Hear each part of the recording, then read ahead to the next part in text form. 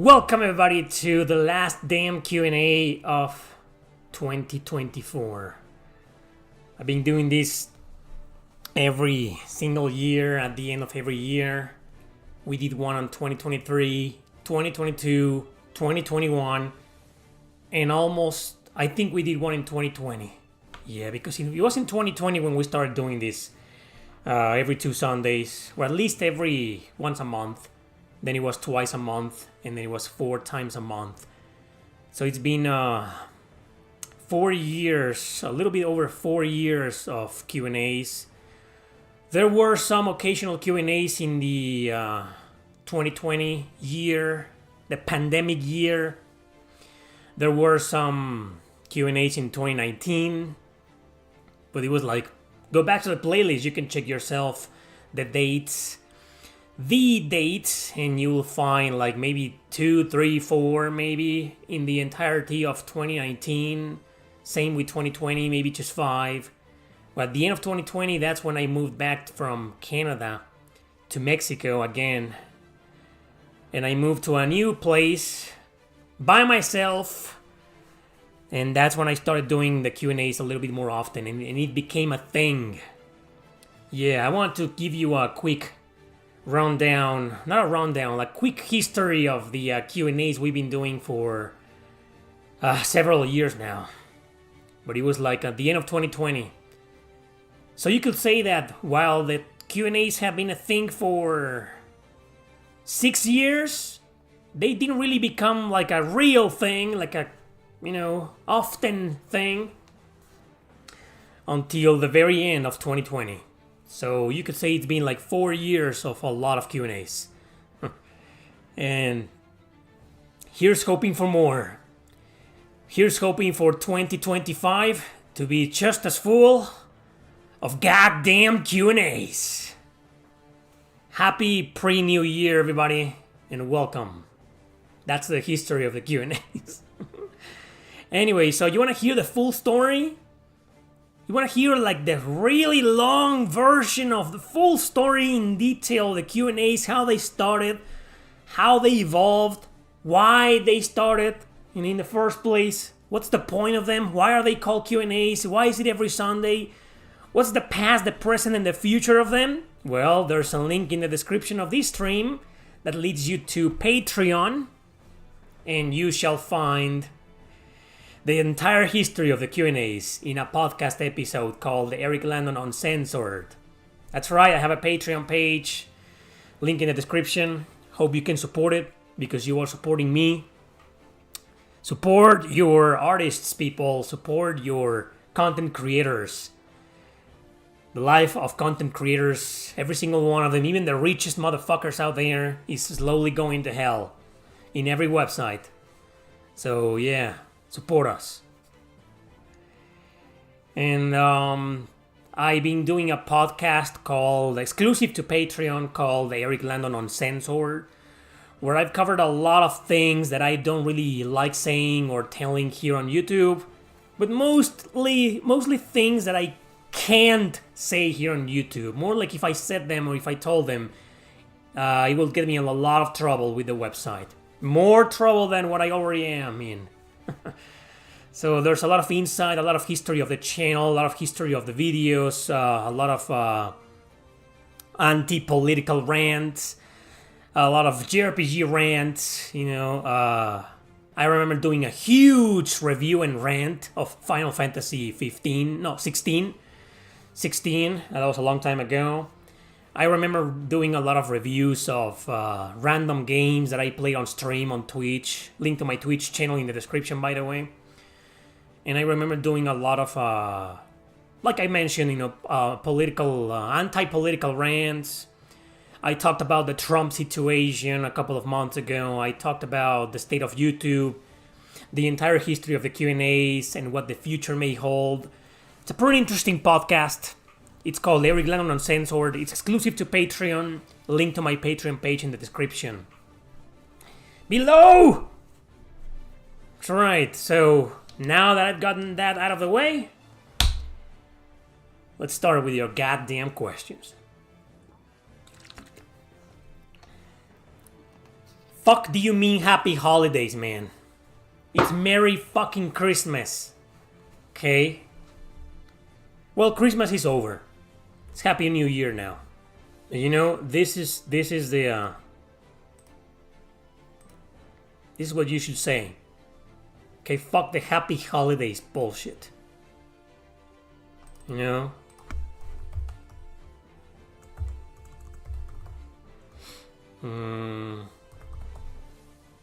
There it is. That man. Okay? Remember that. Always. Forever.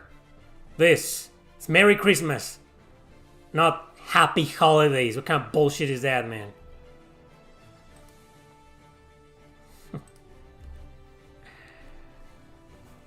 Hope you had a great holiday.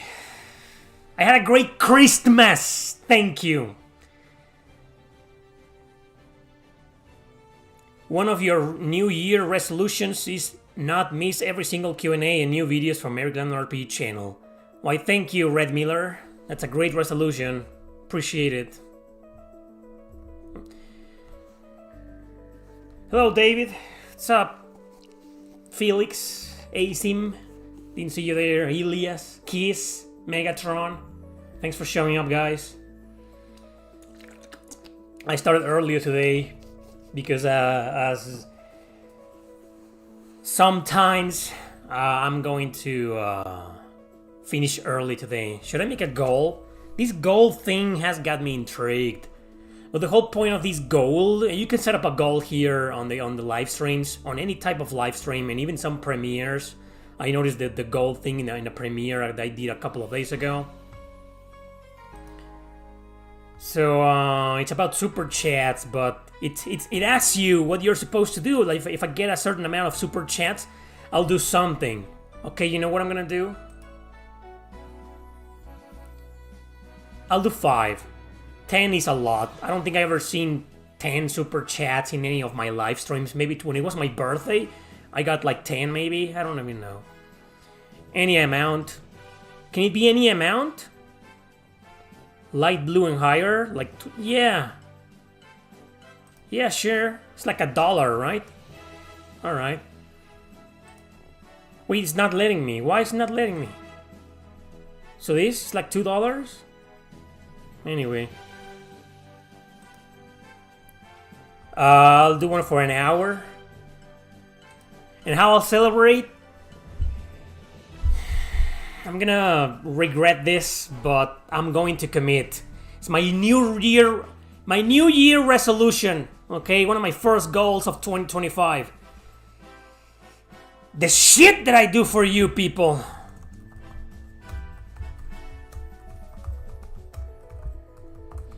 Oh, I'm going to regret this, but that's my commitment. Fuck. Well, there you go. 5 super chats and I'll commit to this. Start goal. There you go. You wanna pay to see me torture myself? There you go. I thought of the worst of the worst. And if you think, I should have been time and eternity. I'm sorry, I haven't worked the PS3 emulator in my computer. In fact, yesterday I did a stream on Wii games in my Twitch channel, and man, it was a total... I had to stream twice. The first stream was a mess. Some games didn't fucking work. Well, the emulation works perfectly fine. The Wii. I can play Wii games no problem. I can emulate Wii games no problem in this new computer. No problem. They work marvelously. And I can upscale them to 1080p, 60 frames per second, and they look fucking great, as if they were remastered, man. However, a lot of the fucking Wii games require the motion controls. And go and watch my stream. If you don't want to watch it on Twitch, I'll upload it on YouTube next week. And you'll see me suffering. Some games just didn't work because of the fucking motion controls. And some with the motion controls did work. but others just didn't. You know, it's a mess. So give me some time. Okay? If I get the PlayStation 3 emulator working, I'll stream Time and Eternity. This is something I promised a long time ago. I don't need to make it into a goal. But fucking virtual highlight, that is the worst fucking... That's fucking 10 times worse than Time and Eternity. Thank you, Yum Yum. Dear friends, no, you are a gaming YouTuber. Yeah? Actually, yeah, all of them. Well, the people that I can call friend, right? Which is like 2 people. Now, even a lot of acquaintances. I think most people that know me personally in real life, family and friends, know I'm a YouTuber and know that I'm also an author. You know, everybody does. Wait, what's going on here? Yum Yum made a super chat, but it's not counting for the goal. Why not? Why didn't it count? It still says 0 out of 5. Oh, it's because he... Wait, what? Oh, it's because his super chat was $1.99 and I think the minimum was like 2.5 or something. The super chat is 1 cent missing. Really? It wasn't letting me, you know, there's an option to do it like for like $1 and it wasn't letting me. I don't know why. Well, anyway, sorry, Yum Yum, your super chat doesn't count for the virtual highlight stream. What fuck are we listening to? Record of Lotus War? Oh, this on the Dreamcast? And now, wait, dude, the Dreamcast emulation, that's another problem. The games work perfectly fine, but I have to, like, I can't play them on full screen in my computer, otherwise the stream freezes for the viewers. You see, you know, I'm not an expert, you know, I've never emulated some of these games before, some of these emulators. I've never used them in my whole life, so I'll get there. I'll get to the PlayStation 3 emulator. And also the Xbox 360, so I can fucking stream at long last Lost Odyssey. And maybe Zoid's Legacy. Zoid's Assault. Which is the one on the 360? Zoid's Assault? Yeah. And, PS3 is going to be hard for that laptop, I think. Really? You think so? PS2, GameCube, and Wii should be fine. They already are fine. You don't watch my streams, do you, Prater? Except for the Q&As. Now I know. Does that make you a masochist for hire? That is correct, Union Gamer. I am a masochist for today, for the last Q&A of 2024, I am a fucking masochist for hire. But you people are gonna have to decide if you want to pay or not, you know. I don't. Oh, there we go. Thanks again for the super chat. Again, Yum Yum. That counted. Look at that. Can you guys see that? It says 1 out of 5. There's a goaling with like a dart in the middle of a bullseye, you know. Can you see that symbol? Can you guys see that? Or is it that only for me? Anyway, that's okay. I'm still waiting for you to make a tutorial video on how to map a controller with Dolphin. I want to play the last story on my PC. So, are you on your PC right now or on your phone? Let me know, because I can give it to you right now. It's pretty easy. It's pretty self-explanatory to map a controller to Dolphin. No, it isn't. You gotta understand that a lot of people, myself included, you know, we're kind of like not very knowledgeable, and even some of the easiest things to set up on a computer are like algebra for a lot of us, including me. So, yeah, it's not pretty self-explanatory. Trust me, it's not. But it's not that hard to do. Okay, so you can see the gold symbol icon that now shows 1 okay out of 5. Great. Oh, you're on your phone?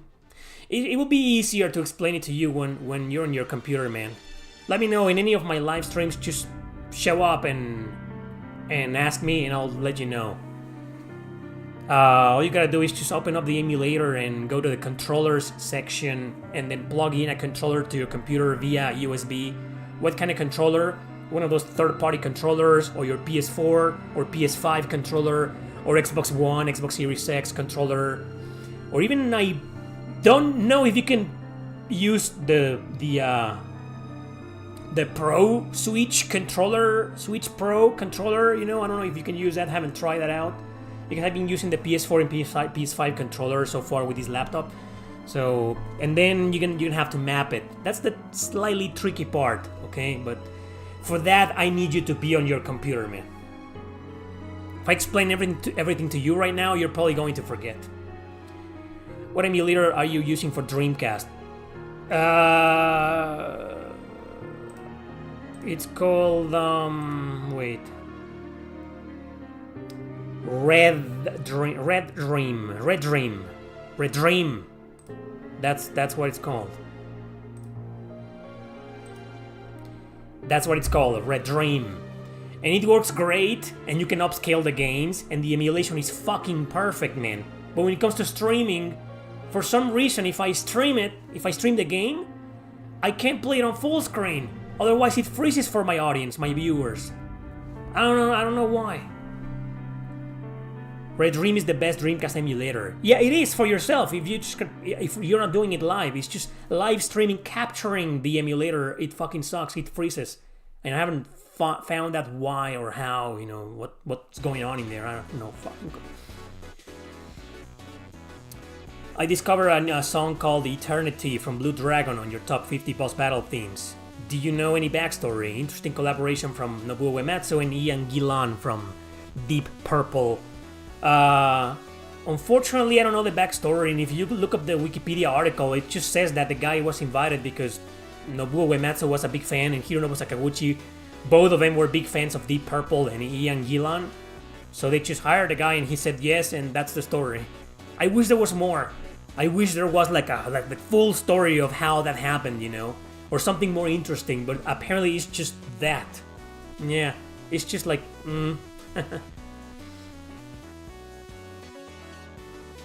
It's a great song. I love it. But I think Hironobu Sakaguchi. I think what happened with Blue Dragon. We've talked about Blue Dragon before, so I'm just gonna be really brief. I think the game was one of those that everybody hyped up. The company hyped it up. You know, it was like, oh my god, the first game developed by the creator of Final Fantasy after leaving Square Enix. So it was supposed to be a huge thing, but it turned out to be an exclusive for a console that most JRPG gamers cared nothing about, and honestly looked a lot like Akira Toriyama worked on it. It looked a lot like a Dragon Quest ripoff, and it was a good game. It was a great game. I liked it, you know, but it wasn't the masterpiece everybody was waiting for. So it turned out to be a little bit disappointing. And so the fact that it had an anime, it had some sequels. And it had fucking Ian Gillan, you know, singing the boss battle theme, you know, it was a big fucking deal. But exclusive to the 360, Dragon Quest lookalike. And then Lost Odyssey happened. And that was the masterpiece that everybody was hoping for. Anyway, Blue Dragon, good game. Thanks again, Yum Yum. The downside is that I am running EmuDeck DE. I don't know how to access the settings. I just drag, drop the ROMs, and it runs everything in EmuDeck DE. I have no clue what that is, man. But if you ever want to use Dolphin on your computer, I can help you map your controller. But when it comes to EmuDeck DE, I have no clue what that is. Maybe somebody else can... I don't know. What is this? Oh yeah, Under Night in Birth. We're gonna stream this fucking game one of these days. I have the PS3 game. I can still stream PS3 games if I have them physical on an actual PS3. Just not the ones that I don't have. It's Merry Christmas, goddammit. Stop saying that. What are you fucking stupid people? This. I'm gonna leave this here for a while. It's Merry Christmas. Well, I guess Merry Christmas is over. Okay, that was like 5 days ago, 4 days ago. But say that, do not say Happy Holidays. Okay, it's Merry fucking Christmas, goddammit.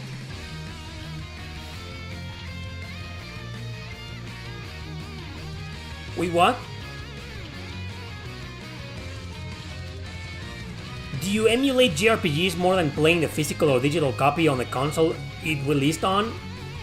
Dude, I have no preference. Look behind me. I own a lot of physical games, and I have a lot of digital games on PS4, PS5, and Switch. You know, I play JRPGs. Some of them are emulated, some of them are digital, some of them are physical. It doesn't matter to me. A lot of people are very picky with that, you know. They think emulation is illegal, it's a crime and shit, and you know, I don't give a rat's ass. I live in Mexico, so I don't give a fuck. Can we request songs today? Only if you make a super chat, because remember that stream I did like 3 weeks ago where you guys were requesting a lot of songs? Well, that stream got demonetized because some of you requested songs that had copyright. I'm not blaming you, you didn't know, I didn't know they had copyright, but they did, and the stream was demonetized. So, you can request any song, even if it has copyright, I don't give a shit, as long as it's via a super chat, okay? And hell, if you request a song and the super chat is more than $2 or $3, I don't know, you're helping torturing myself with virtual highlight next year. Happy New Year soon to you too, Hong Luong. EmuDeck DE is a menu program with all the emulation programs bundled with it. Basically, it's called a front end. Now I want that shit, man. I don't think it's gonna work in this laptop though, because it's just not that powerful. That sounds badass. You know? An emulator to end all emulators. Like you kill all birds with one stone, right? Oh man, I want that. I don't think it's gonna work here. Have you played or heard of the Monster Hunter Stories games? Yes, I have. I played both of them. Never finished either one. Because, you know, they are about capturing monsters and training them and Pokemon, you know what I mean? So I couldn't really get into them. But I like them. I think they're good games. And I would rather play those games than the main line Monster Hunter games that bore me. I find them pretty boring. I think the Monster Hunter series is more fun playing online, but offline story mode is like, it's just, I don't know, not my cup of tea, you know. But Monster Hunter stories both games are like story driven, so they're more like actual traditional JRPGs. So I prefer those, you know. But with both games, I got to a point where I was like, oh, I gotta find that monster and train him, and I just couldn't. Pokemon training monster thing mechanic, not my cup of tea either. It's under 19 being bird of a fighting game. Yes, it is. PS4, Switch, PS3. You 10 billion. Why, thank you, Jolson. Thanks. I 10 billion. Thanks, man. You beating got addicted to Radiant Age when I first played it, but got bored at around half point of the game because of the repetitive gameplay. Now it's happening again with perfect chronology. I guess it's not for me. Yeah, if you quit on both games and you got bored, it's not for you. Those games with multiple routes and endings are always like that. They are kind of repetitive because the whole point of the game is to repeat certain parts of the story that you already saw and experienced, you know, and maybe some of the battles. And yeah. But Radiant Historia, I don't remember if you could do this in the original DS game, but I'm pretty sure in perfect chronology you can skip all cutscenes and dialogue scenes. You can fast forward and you can skip them, you know, so you don't have to experience them again. But yeah, if a game like Radiant Historia, where the whole point is the multiple routes and endings, you know, then not only that, you know, that game is not for you, and all games like that are not gonna be for you, like Grow Lancer, Devil Survivor, you know, maybe even Chrono Cross or Chrono Trigger. Wait a second, no. Cross and Trigger don't force you to do that. You can just beat the game with one route and that's it, you know. Same with Grow Lancer. Never mind. I guess it's an exclusive feature to Radiant Historia. Because the games that I just mentioned are about multiple routes and endings, right? But you can just stick to one and beat the game and that's it. Nothing repeats. But in Radiant Historia, the whole point is to go back. It forces you to go back and fix things, so... Yeah, you're right. It is repetitive. I mean, I think that's the magic of Radiant Historia, but if it's not for you, it's not for you. Are Genshin, Honkai, or Wuthering Waves are classified as JRPG? Are those games classified as JRPGs? Not in my opinion, because those are Chinese games. Are they role-playing games though? Probably. I haven't played them myself because I'm not a fan of free-to-play games. I don't give a damn about them. But from what I've seen, they are role-playing games. Just not JRPGs because they're not Japanese. They're Chinese.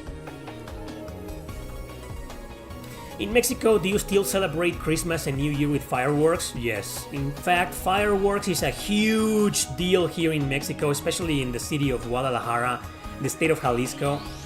They use fireworks for every fucking thing you can imagine. Not just Christmas, not just New Year, everything. Every fucking party, every fucking celebration, they use fireworks. Dante's Inferno? That's a great game, man.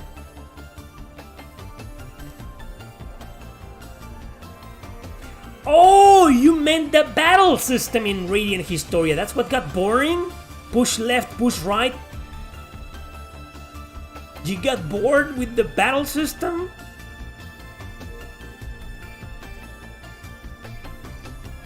When will you give us a video about the top 10 JRPG main protagonists? It's probably not exactly what you're looking for, but a long time ago I did one with girls. You know, it's just I don't give a fuck about the guys. I feel weird writing about a guy, you know. Oh, these characters like this, I like him. Blah, blah, blah, blah, blah. Nah. But if it's a girl, like, oh, you know. So that was in 2018. I did a couple of videos called Top 10 Best Female Protagonists in JRPGs, something like that. And then co-protagonists, like the ones that are like the co-star. Because where the main character, JRPGs where the main character is a man, and then the co-protagonist is a girl, which is usually the case. And then a few years ago, like 3 years ago, I believe, I did a top 50 best JRPGs with a female protagonist. That's probably not what you're looking for. But yeah, if you go back and watch those videos, it's on sync with what you're looking for. Anyway, I also did one for the worst protagonists. That one I did. Man included. Chinese RPG, CRPG, Ch RPG. I think it's a Ch RPG. A Ch. Do you...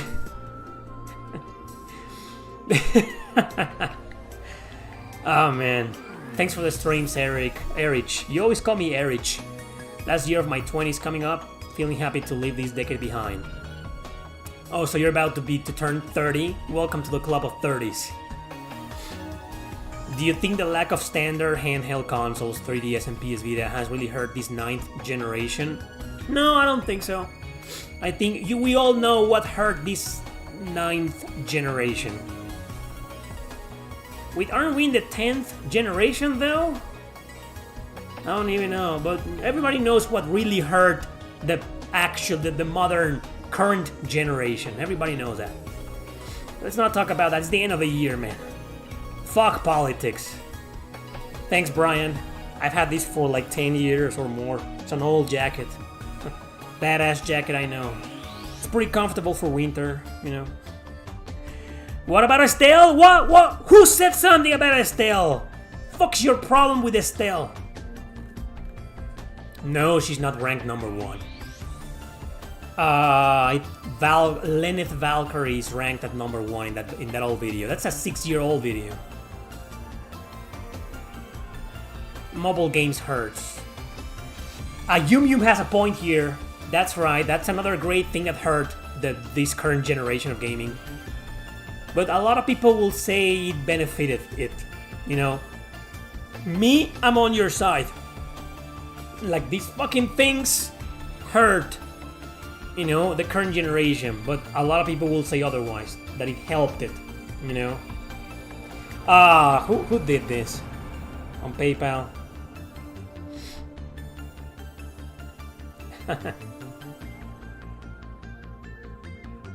Oh, Matt. Thanks a bunch, man, for the PayPal super mega chat.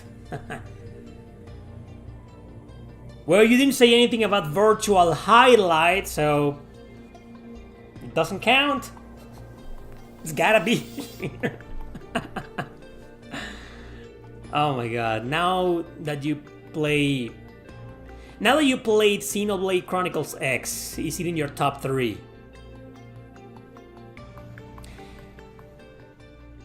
I haven't decided yet, but that was the last game that I was waiting for to do my Xeno series worst to best video, ranked from worst to best. I will do that video once I make up my mind. Why am I still trying to make up my mind is because I still have some mixed feelings about that fucking game. Okay, so you want another rant? I made a rant last Sunday, you know, but now I have a new rant. That's right. It ain't over yet. I have yet another rant of Xenoblade Chronicles X. You know my history with Torna, the Golden Country, right? That's on Switch. You know, that's supposedly the prequel to the series. Because X is like its own thing, it's a spin-off. It's its own fucking thing. You know, and my biggest complaint with Torna, the Golden Country, most of you already know that because I bitched about that for a long time. And I'm gonna bitch about that today again, to give you context. Torna, the Golden Country is a game that forces you to do a lot of side quests. Not just one, not just two, not just 10. A million fucking side quests to unlock the final dungeon and therefore the final boss. And I'm not talking about the true ending or the... No. The regular whatever ending. You play the game and you can just ignore the side quests if you want to. Just do some here and there. Increase the community level. You know, because that's a feature, that's a thing in Xenoblade Chronicles 2 Torna. And then they rile you up, they get you excited, and then you get to like near the end, and they're like, oh, all you gotta do now is go to the final dungeon and beat the final boss. Yeah, right. Oh, but you gotta increase the community level, man. To level 4, I think, and mine was level 2. And I was like, oh, okay, I'll just increase it. What do I need to do to increase it to level 4? 10 fucking million side quests. Fuck you, Monolith Soft. So now, Xenoblade Chronicles X happens. And okay, I knew what I was getting into, like I said before in the previous rant. You know, I knew what I was getting into, open world game, side quests, blah blah blah blah blah. But it didn't do that. Instead, in Xenoblade Chronicles X, let alone the skells that I bitched about before, or the super high level enemies, you know, this is another feature that pisses me off about this game. There's an affinity system, like a bond system. Like you do side quests related to this character, or you have that character in your party, or you answer certain things and that gives you points. That's classic JRPG bonding system, especially modern. It's been a feature for the last 10 years or so in a lot of JRPGs, right? Bonding system, affinity. Okay, so every time you want to progress with the story in this game, okay, there's like 12 chapters, and every time you want to do the next main story chapter, you gotta do one affinity quest or two, and explore a certain percentage of the world. That's a pain in the ass to do, but it's doable, and it's actually fun, you know? Increasing the percentage of exploration in one area, or one continent. But the affinity quests, for some affinity quests, they ask you to have at least one heart out of 5 hearts with some characters. So to unlock chapter, I think it's 11, you gotta have at least one heart with a character called Gwyn. I'm not sorry for the spoiler, you need to know this shit if you're gonna play this fucking game. Gwyn. He's the biggest fucking loser, most uninteresting character in the entire fucking game. You wanna get, Elma and Lyn are mandatory. They're always gonna be in your party no matter what. But you have one spot for one extra character. That can be the badass, interesting Lao, the super badass, experienced Doog, the sexy Irina, and others, you know, and fucking Gwyn. That looks like an NPC. Like no one gives a fuck about that guy. So as a result, I never cared about that guy. So all of a sudden, to unlock chapter 11, you gotta have one heart with Gwyn. And do you know what you gotta do to increase that fucking heart, to get one fucking heart in that game? You gotta talk to a lot of people and trigger certain decisions with your character, you know? And if your decision matches what Gwyn likes, you'll get 1 point out of, I don't know, 100 that you need to increase one fucking heart, to get one fucking heart. And sure, you know, you will think, okay, I can put this guy in my party and just go and train him. Why isn't that possible? Well, yeah, it is possible. You barely get any fucking points. And then, okay, I read online that you can do a lot of gathering side quests. I don't know why though. Why gathering? Why can't I do this? The killing enemies or the kill the tyrants? No, it's gotta be specifically the gathering. Okay, so there's like 10 quests available for gathering, and they're all about go there and gather these things and these rare items that take forever to drop or to appear. 10 fucking quests, and that's still not a guarantee that the heart that I'll get the heart or that I'll get points for the heart. So now you ask me, you know, is Xenoblade Chronicles 6 in my top 3? Hell no! It fucking isn't! It's bullshit! Still a great game though. I love it, it's amazing, I do recommend it, but that is fucking bullshit. This is Shining Resonance Refrain bullshit.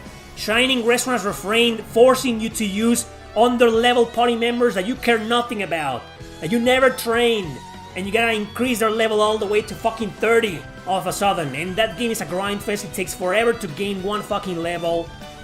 It's horseshit. That's what Shining Resonance Refrain did. And now Xenoblade Chronicles X pulled the same fucking shit. You gotta progress with the story? Oh, guess what? You gotta not only increase the level of this guy, you gotta increase your affinity and get at least one heart. And getting one heart takes fucking forever. Fuck you, Monolith Soft. And you know, I don't give a fucking flying rat's ass about the remaster, because it's probably gonna be ruined by politics and censorship. But for the sake of you who don't give a shit about that and will still buy the remaster, well, I hope for your sake that that's fixed. Or at least getting a heart is easier. Or faster. Let alone easier. I don't care if it's hard to get a heart. I just want it to be faster. I don't want to spend 10 fucking hours trying to get one heart with fucking Gwyn. No, man, it's not in my top 3. And that's it. That's the last time I'll rant about Xenoblade Chronicles X.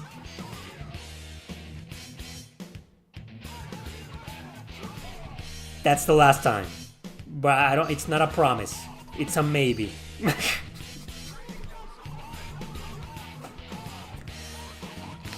You got it? Did you get it? Did you get it? Thanks.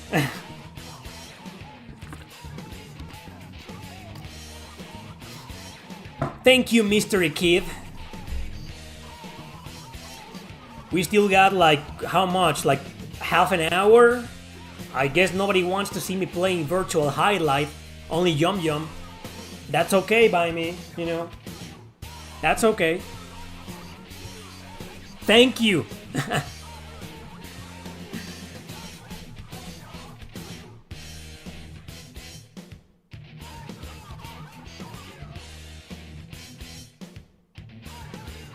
How many JRPGs have you played that uses the Unreal Engine? I have no idea. One More God Rejected. That's the song that's playing right now.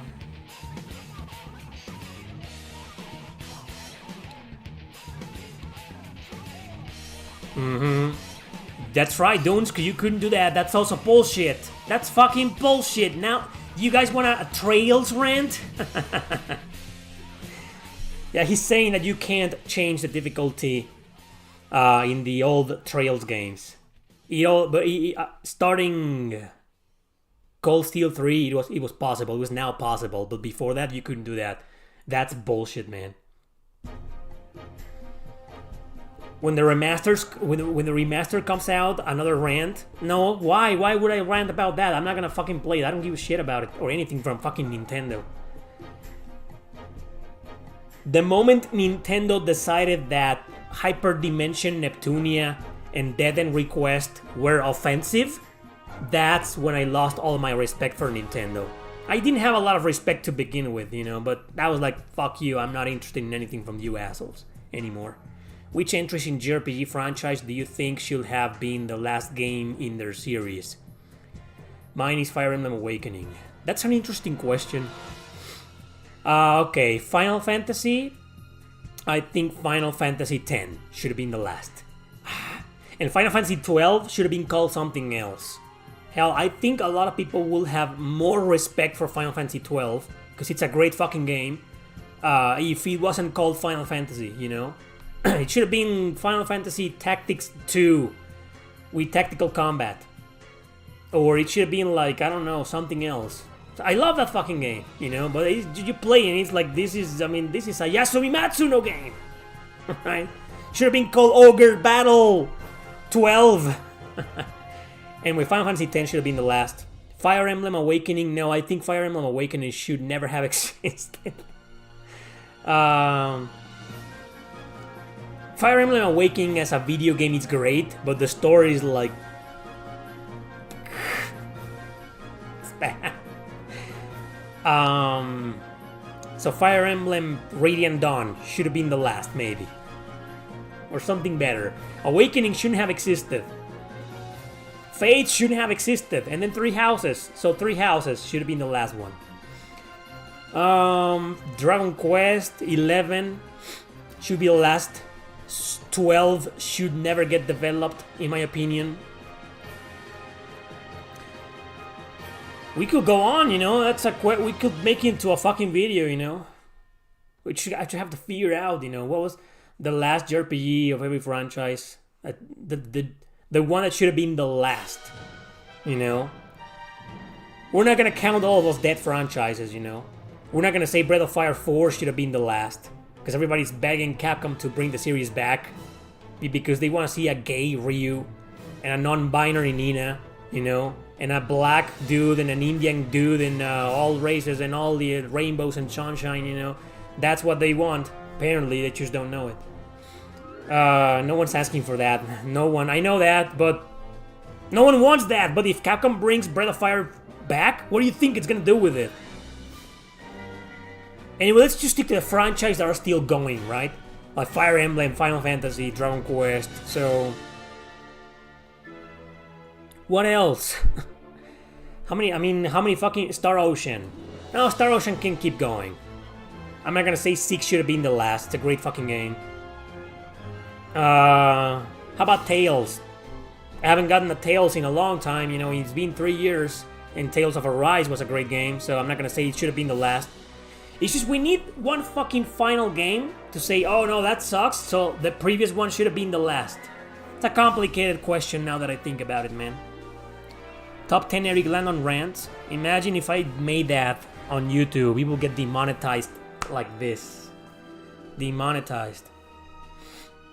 I made a compilation. I made a Rage Quit compilation. You can find it. You can watch it. That was years ago. It's called the Ultimate Rage Quit compilation. It's a 1 hour long video. Demonetized because of all the swearing and all the anger. Nobody wants anger nowadays. They just want positivity and smiles and fake smiles, you know. What RPG franchise would you like to come back if done right? Nah, thank you for adding that. Hey, what's up? Is this fucking meme still there?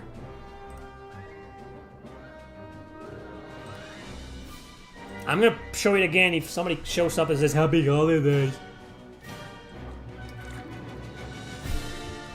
So that's the gist of it, you know. Thank you for adding that last part. What RPG franchise would you like to come back if done right? Like politics free, right? A lot of them, man. Growlancer, Breath of Fire, Wild Arms, Arc the Lad, Shining Force. We could go on. Grandia. But I think my number one will probably be Valkyrie Profile. Because you know what? I don't want Valkyrie Elysium. Nobody wanted that. If done right. Favorite SMT or Persona soundtrack? SMT4. Same as you. SMT4 and Apocalypse. If I had to choose between both, Apocalypse. But a lot of the songs in Apocalypse are from the original 4. So what makes Apocalypse great, the soundtrack, is that it has a lot of songs from 4, which were fucking great in the first place, and new songs, you know, or remixes of the old songs. So yeah, SMT4, both games, that's the best fucking music ever in the entirety of the Mega Tensei series. That's just me, though. Everybody else is gonna say Persona 5. But me, SMT4, I'm with you. Do you think AI demonetizes videos automatically? Yes. Most of the time. 9 out of 10 times. Humans behind taking that decision, more like humans manipulated the AI and programmed it to demonetize videos for whatever, you know. There's been a lot of mistakes in the past. I'm one of the biggest and most perfect examples of that. In 2019, I was demonetized by an AI for no reason, you know. Thank you. I have no idea where you can buy it, man. Did you hear that Akira Toriyama didn't get to complete his work in Dragon Quest 12? I know that. Dragon Quest is dead to me. Dragon Quest died with Akira Toriyama and Koichi Sugiyama. Like, I don't give a fuck about it anymore.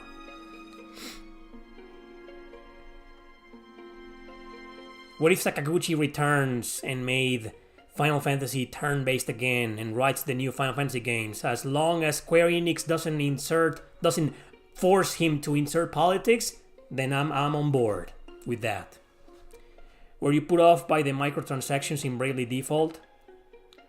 Were they microtransactions? I don't even remember. I played that game a long time ago. And about 10 hours in, I decided that I wasn't a fan. So I ditched it. But it wasn't because of the sleep points. I don't even remember that. That's right, Brian. Sandland. That open world game. That's basically Xenoblade Chronicles X in disguise. Now that I think about it, Sandland, it's so like Xenoblade Chronicles X. Sakaguchi is so done with Final Fantasy, he won't be back. Okay.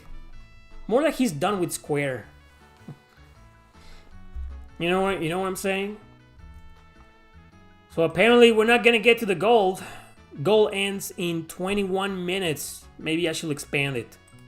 Well, nobody wants me to play Virtual Highlight. I probably should be happy. Happy birthday, Cameron John Milani. I'm glad you're a big fan of Suikoden 2. You should play all the others. In fact, now that it's your birthday, you should play Suikoden 5 if you can. If you have a decent computer, you can emulate PlayStation 2 games and you can play the masterpiece, the best Suikoden game ever made. Better than 2.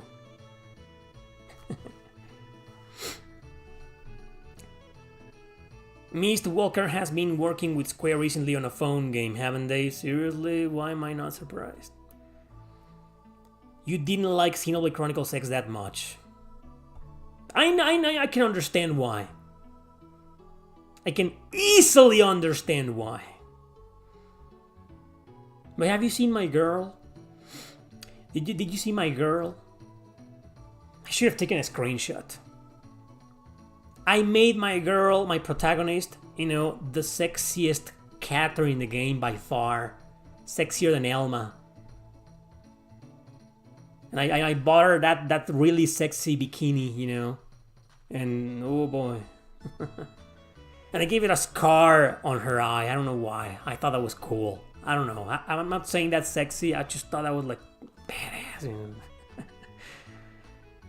How has it been, Tales of Rebirth? Have you continued playing it? Yes, I have. I was just playing it this morning before going live to answer your damn questions. Well, I have a lot to say about the game, so you're gonna have to wait for my review. But I'm only 11 hours into it. That's basically what for a game of 2004. Did it come out in 2004? I think it's a 2004 game. That's almost halfway through, right? So, yeah. You know what I've been noticing about this game? That it has no side quests. It's pretty linear. I mean, you can talk to whoever. I mean, you can explore around and grind and whatever, but now that I think about it, I haven't seen a side quest, you know? Like you encounter this character and they tell you, go there to fetch me some 2 fucking berries in the field up north infested with monsters. I can't go myself because it's infested with... No, haven't seen a quest like that. Thank you, Cornhog. Thanks for the donation. That's another person who wants to see me stream virtual highlight, the worst fucking... Virtual highlight is not just the worst RPG ever made, it's like the worst fucking video game ever. Have you seen that Penny Blood Armed Fantasia have blown their budget, so they're making another smaller game in the Penny Blood universe to pay for them or something? Oh. I know a lot of things about the Penny Blood Kickstarter. Apparently some months ago Kickstarter refused to pay certain things to a certain amount of money. Something like that, I forgot. Like the Penny Blood team sued Kickstarter because they didn't get paid, So it's pretty ironic reading your comment that the Penny Blood Kickstarter funding blown their budget, or its budget. They're making a smaller game. In fact, Penny Blood, didn't they already make one game? That was kind of like a roguelike, I don't know, there's a lot of misinformation nowadays, I feel, about Penny Blood and Armed Fantasia. Thanks for the super chat, Brian. It didn't count. I think it's just, I can't see the minimum, but apparently it was like two and a half. Anyway, so thanks for the super chat. It helps. Anyway, so I have no idea what you're talking about, corn dog. In conclusion, I don't know what the fuck is going on with those Kickstarters, man. There's so much misinformation about them. All I hope is that when the games are ready, they'll reach out to me with a review code so I can play them and stream them and review them. And if they release some spin-offs, do the same thing. How do you feel about Dragon Quest VII on the PS1? He says it's by far the worst Dragon Quest he's ever played. Potato hack. Is it potato hack? Sack? Potato sack? Or you a fan of Game Sack or something?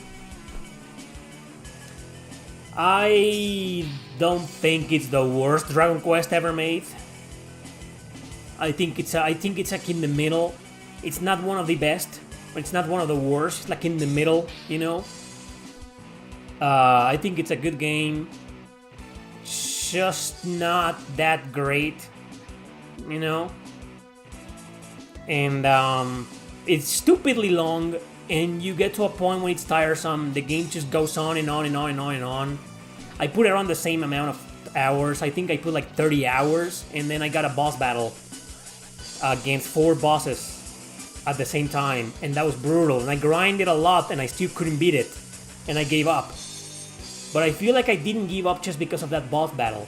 Sure, I rage quit on it, but maybe on the inside I was just like you, like I was waiting for the game to I was like waiting for that one moment that will piss me off and quit playing the game, because while still a good game, it's just very exhausting.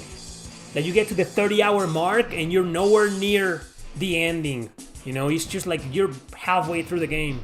It's just such a long game, and it gets very boring because you go there to a mission, you gotta go back to the ruins. Well, at least the ruins theme is the best Dragon Quest theme ever, in my opinion. My favorite Dragon Quest song of all time is the ruins from that game, Dragon Quest VII. And then you go back to town, and then it's like very repetitive. It gets very repetitive. But you know what? You should probably play Dragon Quest VI. Again, I don't think 6 is the worst in the series, but trust me, 7 is better. You want to see a boring, repetitive game? Play 6. But it's a good game. Both are still good games. Good.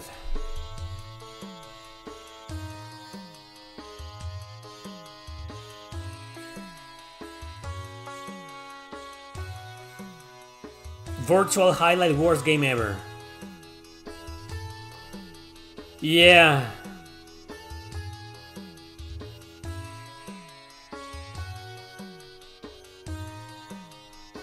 let's just stick to the worst RPG ever. Because you made a point. Does anyone blame Square when Sakaguchi almost killed Square Enix? And they also set them back and had to be console exclusive games? What are you talking about? Sakaguchi didn't kill Square Enix, more like the other way around. You got that backwards.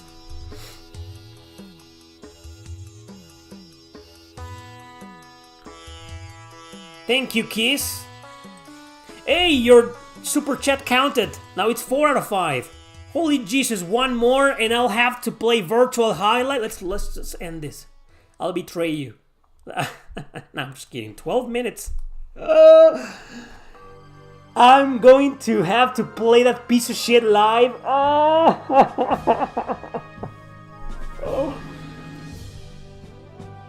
Have you beaten any RPG more than 5 times? Yes. Chrono Cross, Super Mario RPG.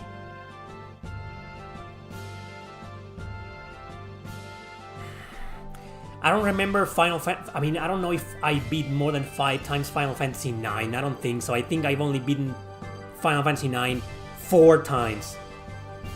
Valkyrie Profile Silmeria 3 times. Wait. Then there's Devil Survivor. But I may have cheated. Ah, you god damn it, Yum Yum. My goal has been achieved, everybody. Now I will have to stream Virtual Highlight, the worst RPG in existence, next year. Thanks. I can't play it now, man. I have to set up the Saturn emulator and work my way around it and learn it. But I will next month. Next month. That's gonna be the first worst JRPG livestream episode of 2025, Virtual Highlight. All thanks to these guys. Oh boy, that's gonna be a great fucking stream, man. Anyway, going back to Keith's question, I don't think so. I think only Super Mario RPG and Chrono Cross are the only ones that I've beaten more than 5 times.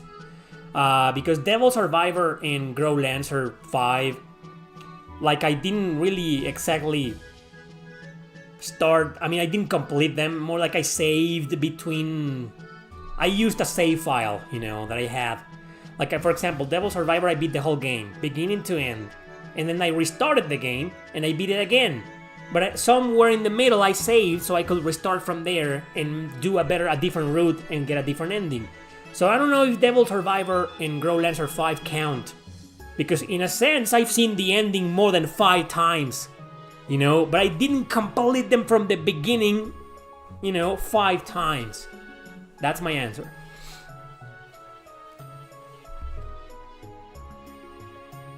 I love this song. Suikoden 3, huh? The only RPG you've beaten 5 times was Final Fantasy 7. Great. Ancient Roman Power of Dark Side. I don't know that game, man. Between Breath of Fire and Phantasy Star, which one would you prefer to have a new game? Phantasy Star. Well, that's by neither. Well, like Potato said, if done right. Politics free. No bullshit. Phantasy Star. Turn-based, preferably. RetroArch with Saturn Core. That's right, that's what I'm gonna do, Tetsuo. Tetsu. I think it's Tetsu. That's what I'm gonna do, RetroArch. I'm gonna try to install RetroArch in this beauty, and I'll stream Saturn games. I'll also do an obscure Saturn games for my Twitch channel, but I will stream Virtual Highlight. Oh yeah, I know, Ryan, but Chrono Cross is a game that I did restart more than 5 times. I've beaten the game more than 5 times. From beginning to end. No saves in between. No continue from this save file to get a different character. No, I beat the game more than 5 times. Same with Super Mario RPG. What is it about the 2000s that made gaming so much better? Probably because the 2000s carried over the golden age legacy of the 90s, and everybody was trying to get better, to improve themselves. I think that's the reason. It's a pretty simple answer, you know. It just they try to carry over the amazing legacy that were the 90s when it comes to gaming. And so as a result, the 2000s were just as great, you know. But then... the gaming industry. Ys Memoir releases in January. Is that the remaster of the Odin Felgana? The remaster of the remake of Ys 3? Trails Through Daybreak is a fucking piece of garbage, man. Ys America destroyed the story. You shouldn't play that. What was that game on both SNES and Genesis where you can play as a chick with the hook shot? And then I realized you can complete it without a guide? The chick with the hook shot?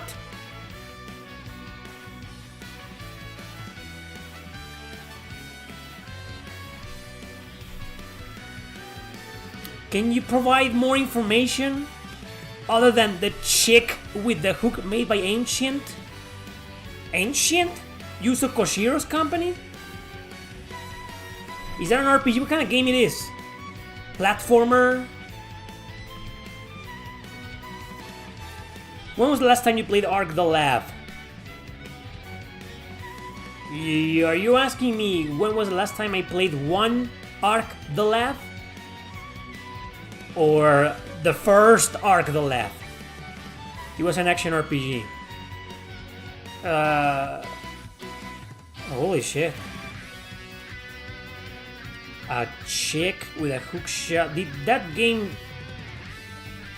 release in North America? Action RPG? Girl with a hook shot? Well, I don't fucking know. Action or... I don't know, man. You go through a town and there's a puzzle with a waterfall?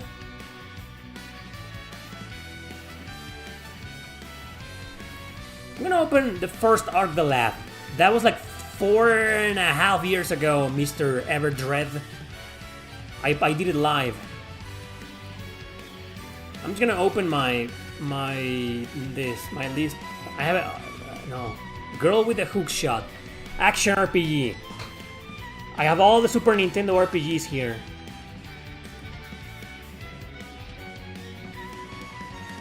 This is here on Genesis. This is not on Genesis. Not on Genesis. Nope. Nope. Brain, no. Not on Genesis, not on Genesis, not on Genesis.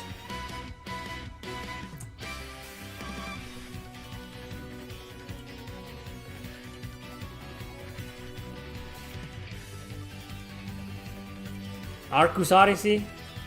I don't think... Oh, Arcus Odyssey, that. I don't think that's an RPG though, but... If you say it's an RPG, then okay, then that. And there's like 4 characters in there, it's not just one girl. 4 characters, man. I don't think Twilight of the Spirits is super easy, you know. It gets hard near the end.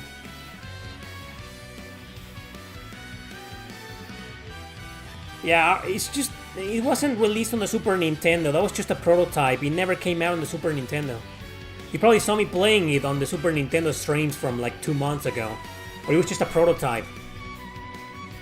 I don't think that's an RPG, but what the hell is an RPG? I don't even know. Did you play Devil Summoner 2 Raidu Kusunoha vs King Abaddon? Yes, I did. We played Mother 3? No, I haven't. Before I play that, I promised that I will give Earthbound one final chance. Live. And in at least a 2-hour long stream on YouTube. I should make that into a goal. But I already promised that, so it would be cheating. I think it's a great game, blew up. It's just as good as the first one, it didn't disappoint. I liked it. It's got some things that make it a bit better, you know. Prequel to Albert? You mean Albert Odyssey on the Sega Saturn? You want to see Earthbound? I quit twice with Earthbound as well, but I promised I will stream that game live, so we'll see how it goes. One of these days. Thankfully, Sean, that's exactly what they should do.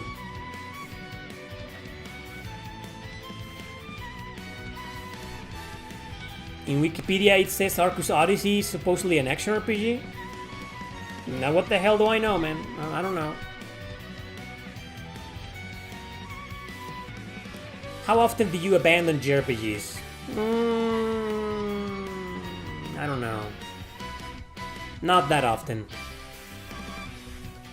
Maybe just like 10 or 20% of the time.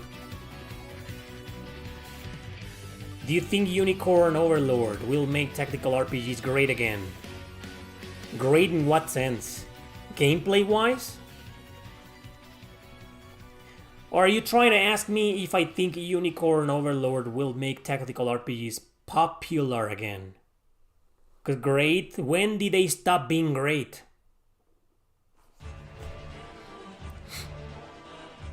Okay, so his memoir is the remaster of the Odin Felgana.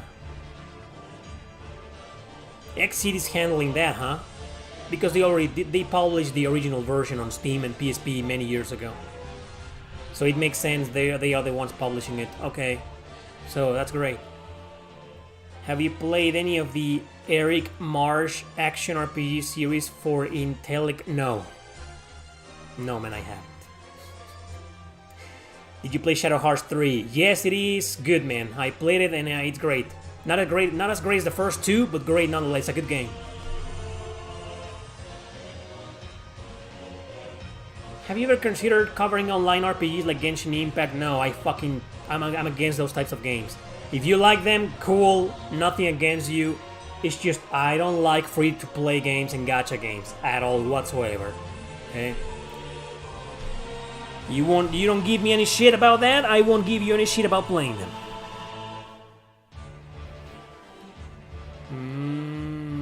I think we have a different opinion on that art project. He says Unicorn Overlord gameplay is so good so far compared to modern tactical JRPGs. I kind of disagree. I think there's a lot of great tactical JRPGs that are modern, such as the Diofield Chronicle and Triangle Strategy. So I can't answer your question because I disagree with you. Are you going to review Ellen? I have no idea what that is. Alexia says it's a JRPG roguelike live sim with lots of controversial content. What kind of controversial content? I've never heard about that game. But then again, roguelike? Not really a fan of those, you know. I didn't play the Romancing Saga 2 remake, nope. Is there a translation for Albert Odyssey on SNES? Isn't Albert Odyssey on the Sega Saturn the same game? Why would you need a translation for the Super Nintendo version? Is it different? Or is it a different game? I don't know much about Albert Odyssey. I know there's a second game that we never got. Yes, I'm still playing Tales of Rebirth. I was just playing it this morning. I am enjoying it. But I have a lot to say about it. Soon. I'll review the game. Don't worry. I'm not a fan of any of the Pokemon games. I'm not into Pokemon games, Digimon. You know what Digimon game I enjoyed? The one no one liked. The one Digimon fans hate. Digimon Survive. Because it doesn't really feel like a Digimon game. You know? I think it's a great game. I liked it.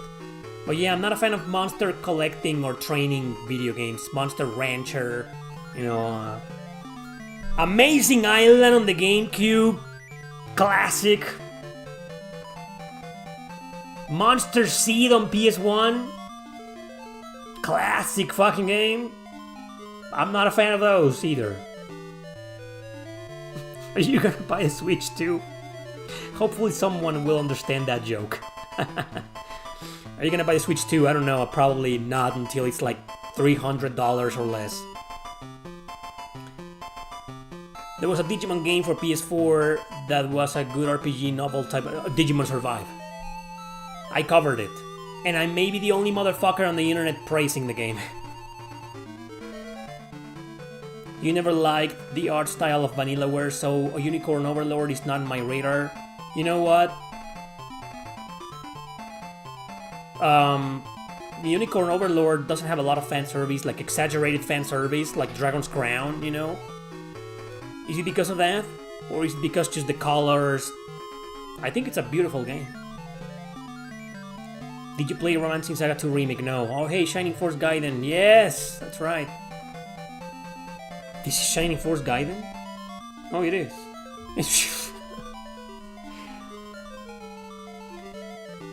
With Nintendo censoring Japanese games again, I'm not buying a Switch 2 day one.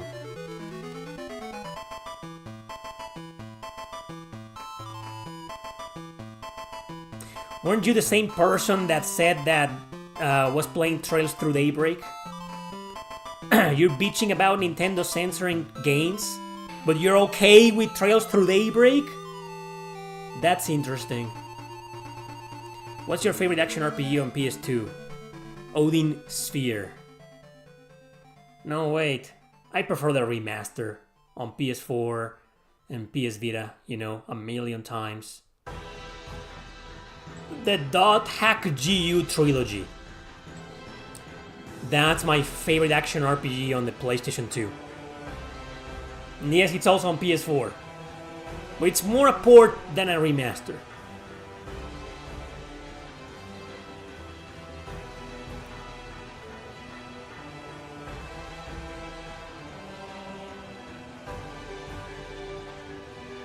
With what? I forget the name of 3 PSP fan translation games that have the same gameplay as Valkyria Chronicles? What? Are you talking about Shining? There's a Shining game, and the battle system is slightly similar to Valkyria Chronicles. Is that the game you're talking about? So now you got me intrigued, man. 3 PSP fan translated games with gameplay similar to Valkyria Chronicles? What the fuck?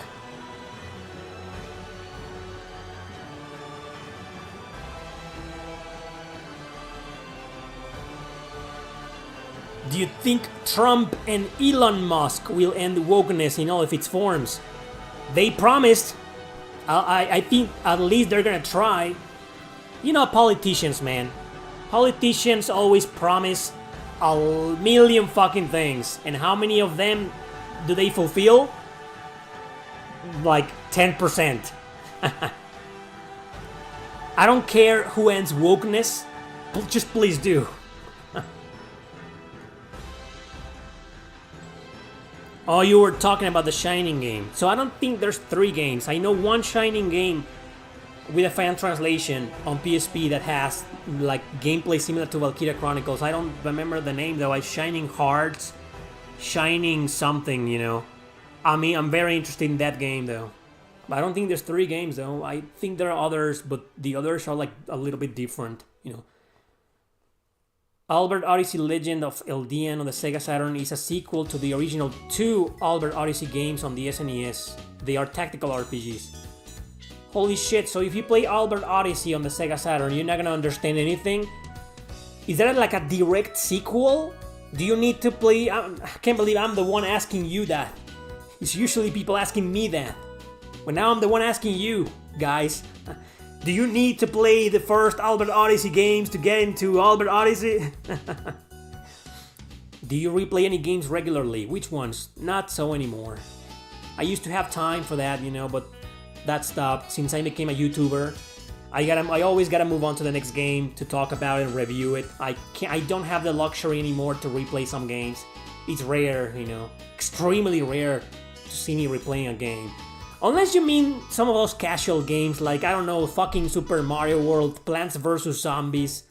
Those games, okay, I replay them every now and then. Regularly, for so to say, you know. Do you think they should make a game like Yakuza but for Mexico and call it Cartel? No, please don't do that. No, nobody fucking do that, please no.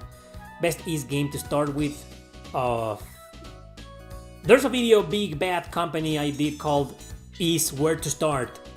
And it includes the chronology of the series, so check it out if you want to. So I don't know what type of gamer you are. but that video breaks down all types of gamers, and there's a recommendation for each, you know. You are correct, Sanguinex.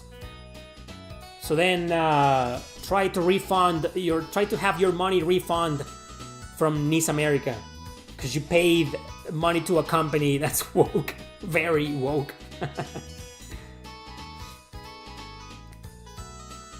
Albert Odyssey on the Saturn is a spin-off. You don't need to play the others. Thank you, Leonardo. Thanks, man. Okay. I was worried. Because I am that guy. You know, I don't want to play the sequel first. I did it before with Xenosaga 2 years ago, .hack GU, and I regret that, you know. Now for a long time, I've been that guy who wants to play. If I'm going to get into a series, I want to play the first fucking game. Shining game, series ended with Restaurant's Refrain? You mean, basically, yeah, we've seen nothing but fucking mobile garbage games and that's it. There hasn't been a Shining game in a long time, you're right, since Refrain. Do you recommend Mexico for European tourists? Where to go best? You should visit most of the small towns in Jalisco. Do not come to the capital. It's bad. It's fucking London 2.0, New York 2.0. It's just overly populated, man. Smog galore. Traffic is insane here, so don't come here to Guadalajara. Go to the small towns. Chapala, Ajijic. Those fucking places, man. Those are worth visiting. You could also visit Veracruz, which is closer to Europe. You know, it's in the Atlantic side of things. That's a great place to visit. I haven't been there myself, but I know it's a great place to visit. Everybody, I want to go there. I've never been there, and I want to go there one of these days.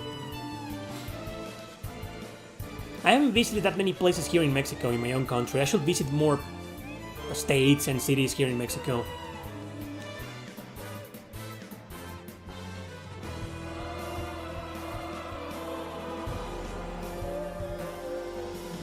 Shining Blade and Shining Arc are similar to Valkyria Chronicles, but Shining Heart is just basic turn-based. Okay, eventually I'll play all three. You know, that Shining trilogy on the PSP that never left Japan, I'll play that. Have a lot of backlog, man. Go visit Erick Landon's house. No, it's far away. When do you think the wokeness started to seriously affect JRPGs? About 4 years ago. In the 20s. I think the first time that I saw something that was like, no, you crossed the fucking line, was 13 Sentinels. A cross-dressing character was changed into a non-binary by Atlus of America. That was like soup. That fuck that, man. That was the first time when I said the gaming industry's Atlus. Let's not talk about that, man. It's the end of the year. Fuck politics. Come visit Sonora. Just don't come in summer. I don't need to come in summer, man. I live in Jalisco, like 2 states below you, and it's just as fucking hot during the spring and the summer. I don't need to know that, man. Don't worry. I'll never visit anywhere during those fucking months in this fucking country. It's bad. It's bad.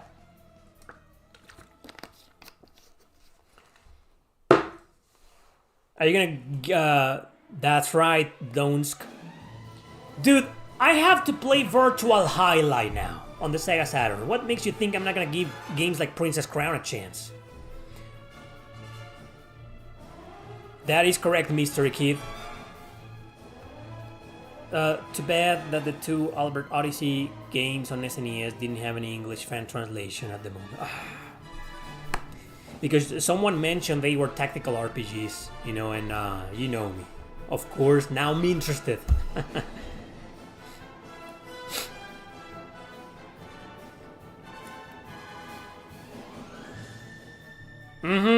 That's right, Red Miller. There's been a couple of times. There were a couple of occasions this year. I think it was in May. When we surpassed 40 degrees Celsius. I don't know how much is that in Fahrenheit, but that's fucking crazy, man. Yeah, I know Sonora is hotter than Jalisco. I know that, but Jalisco is just like almost just as hot. It's bad. I hate living here, man. I'm only living here because of my family. What game are you most surprised has die-hard fans? For me, it's Quest 64. Hey, that's a fun question. Resonance of Fate. That's my answer. It's a game that when it came out during the first several years, everybody fucking hated it. Everybody. It's like the opposite of Final Fantasy VIII. When Final Fantasy VIII came out, everybody loved it. And then over the years, people started hating it more and more and more and more and more, especially influencers and YouTubers, and therefore now it's a pretty hated game. But Resonance of Fate is the exact opposite. It impressively went from being one of the most hated JRPGs on the PlayStation 3 and 360, and now it's like, now I'm not gonna say it's one of the most beloved because it's not, but it's held in a high regard. People love it. It has a lot of fans. And I've known that for years, and I still can't believe it. Like Resonance of Fate, why will that game have a lot of fans? It's just,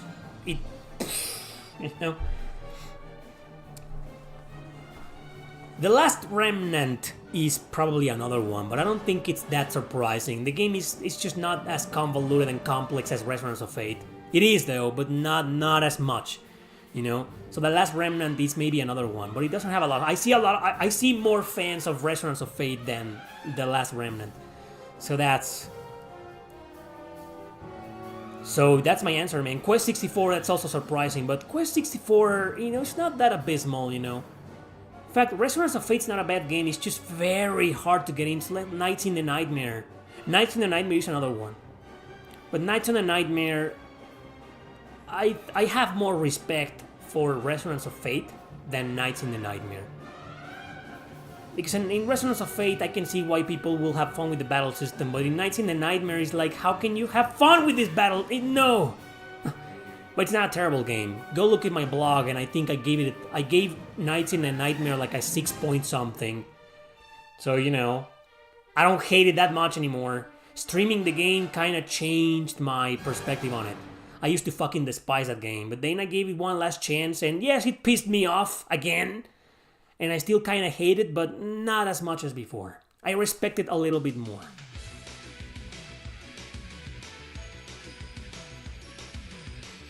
Do you spend much time on Reddit? What? Reddit? What the? Are you a troll, man? Why would you ask me about Reddit? Everybody hates me there. Reddit is a place for woke losers, hating on everybody who isn't woke or attacks or criticizes wokeness. Like me. So, why the fuck would I go there? Oh, Final Fantasy X too! But hey, wait a minute! No. I'm gonna tell you why no. Because Final Fantasy X-2, it's not a bad game. I can't believe I just said that. That took a lot of courage and energy to do that. It's not a bad game. I fucking hate it passionately, but I don't think it's a bad game. So I'm not surprised it has a lot of fans. And Quest 64, going back to Quest 64, I don't think it's a bad game either. It's not good. Actually, there's a meter, like a meter, good, bad, in the middle, right? So Quest 64 is like in the middle, but leaning to bad. But I don't think it's a terrible game. Like I'm not that surprised that Quest 64 has a lot of fans. Like I'm more surprised Resonance of Fate has fans. Here's one for you, but it's very, very fucking rare to see fans of this game. Very extremely rare, but I've seen them. Natural Doctrine. That's one of the worst JRPGs I played. Top 10 worst JRPGs I played in my life. I know fans of that game. I've seen them, but it's very rare. Do you have a wide spectrum to rate RPGs? Of course I do, Don'ts. Haven't you seen my blog? Link in the description to my blog, guys. And you'll find a scores, RPG scores section in there. I don't post often, I know that. But there's a scores section. and there's over 500 RPGs ranked in there. I haven't ranked Xenoblade Chronicles X though. I will. So yeah, I do have a wide spectrum, man. Very wide. In fact, I don't think a lot of people are into my rankings or my scores, you know, because of my spectrum being very wide. Like you go there and you're gonna see Final Fantasy X-2. I think I gave it a 7 out of 10. And you think a guy like me will probably give it a 4 out of 10 or a 5 out of 10, right? No, I still gave it a 7 because, you know, I consider all other things like fucking music, graphics. Like in terms of story, Final Fantasy X-2 is like a 0 out of 10. But dude, it's got a decent battle system. It's got good graphics for its time. So you see what I mean? I'm fair.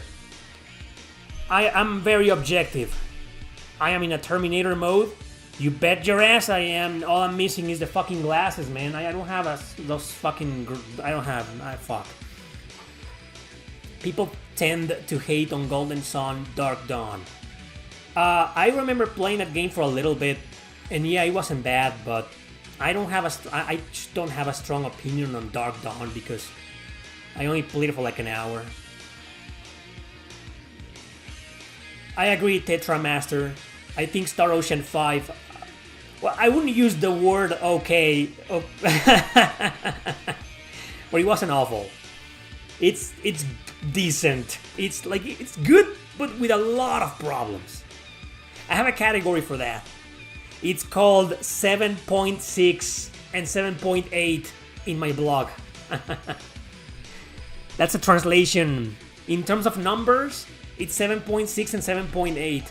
But in terms of words, it's the category of good, but with a lot of problems.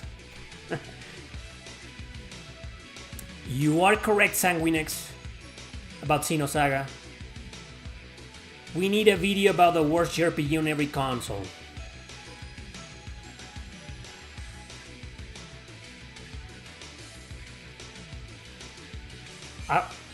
I've never done that. Fuck. You're right. I've never done that video. I've done like worst PS2 JRPGs, worst Super Nintendo JRPGs, worst JRPGs of all time, worst this, worst that, but not every console. Huh. Maybe one day.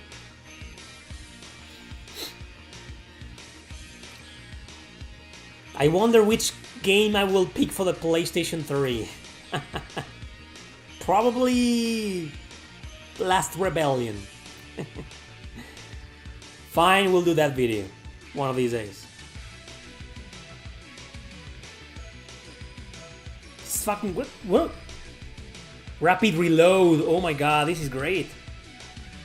It's kind of loud though. That's great. That's fucking great. Some games, man, that music is fucking great. Well, to each their own, Joel. I think Final Fantasy VI is excellent. Fuck. Star Ocean 6, I was thinking about Final Fantasy. Star Ocean 6 is an excellent game. It's not a masterpiece, but it's an excellent game. 3 and 4 are also really damn good. I'm a big fan of them. Final Fantasy 13. I wouldn't say Final Fantasy 13 was shit. I don't think it's a great game, though. I haven't ranked that game in my blog because I would like to go back to that game. I know I'm not gonna like it. That's a guarantee. I know for a fact that if I play Final Fantasy 13 again, I'm not gonna like it. But I want to play it again so I can maybe properly review it. I've talked about that game a million times, but when the hell have you seen me properly reviewing it? Never. Like explain to you, hey, the game is about this and that, and the battle system is like this and that, and the gameplay is like this and never. All I do is include that game in a negative connotation and hate on it. Because it fucking deserves it. But I would love to go back to that game and like really sit down and try to play it as much as I can before I rage quit. Or I cringe quit, you know? That should be a term. There's a lot of video games that I played in my life and I rage quit on them. But others, I cringe quit on them. That's my new term. Top 10 JRPGs that made me cringe quit. And then Final Fantasy X-2 will be the first place. Are you gonna buy Suikoden 1 and 2 remasters? Probably not.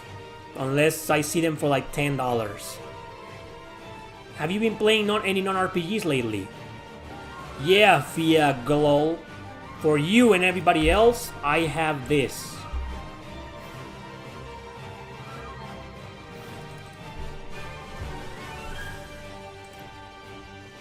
This is the answer to your question. That woke quit. That's great.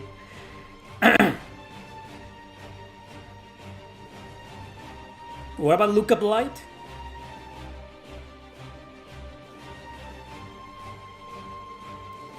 There's a pure evil category on Villains Wiki.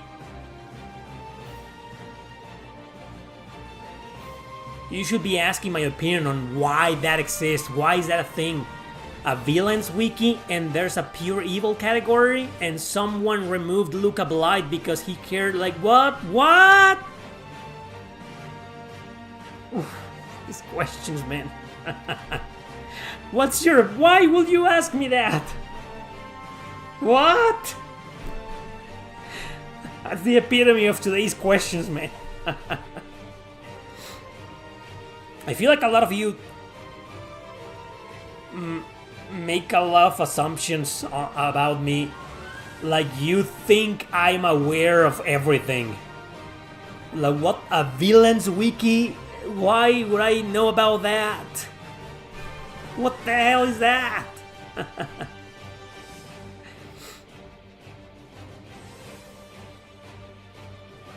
Well, I think Star Ocean and Final Fantasy cannot be compared. Star Ocean is more like Shin Megami Tensei, you know? I've said this a million times before. The new game comes out, everybody fucking hates it. And all of a sudden the previous one is a masterpiece. And then the new Star Ocean comes out, and that's suddenly fucking garbage. But the previous one that everybody said was a horrible game, it's suddenly now a masterpiece. With the exception of Star Ocean 5. But watch me. Watch Star Ocean 7 come out. When Star Ocean 7 releases, everybody's gonna say it's fucking bad. And then 6 is all of a sudden going to be a masterpiece.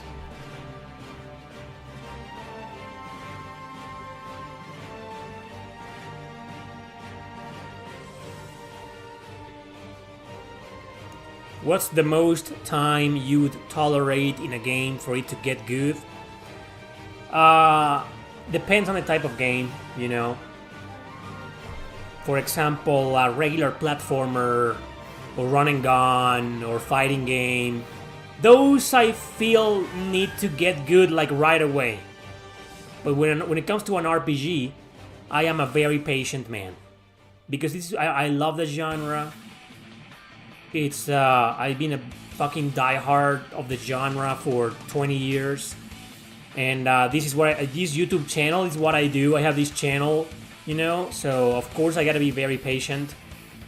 I'd say, well, actually it also depends on the game, but I think an RPG needs to be good or decent within the first couple of hours, right? First couple of hours. 1 or 2 hours. It also depends on how much story there is, because sometimes RPGs have a lot of fucking dialogue and you don't get to see the battle system until 1 hour later. Or maybe within the first 2 hours you just saw one battle. Persona series, I'm looking at you. So those I feel like they need more, right? Maybe 4 hours. If in 4 hours the game isn't good, then it's fuck it, I quit, you know? But it depends on the RPG. Some RPGs like start right away. Right? So it depends, but like I'd say around 2 hours. 2 hours for an RPG to get good or decent, at least to hold my attention. So I can say, okay, I'm gonna continue going. It doesn't look great so far. It hasn't convinced me, but if I keep going, maybe, right? You know what? Suikoden 5 was that game for me. Suikoden 5 starts like cool and interesting, but then it kind of gets boring for like 2 fucking hours, and he's like, what? And then it slowly starts grabbing your attention back, and then it holds your attention, and then it never lets you go. And that's a great fucking game, you know? So it depends on the game, but I'd say an average of like 2-3 hours, you know? That's my tolerance, you know? JRPG villain where you sympathize with. I will have to like think of some of them.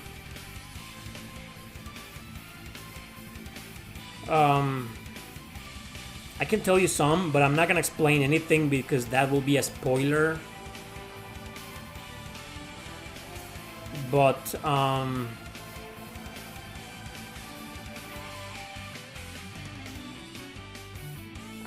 thinking about my favorites. My favorite JRPG, like Chrono Cross, like Valkyrie Profile 2, and I don't sympathize with any of the villains.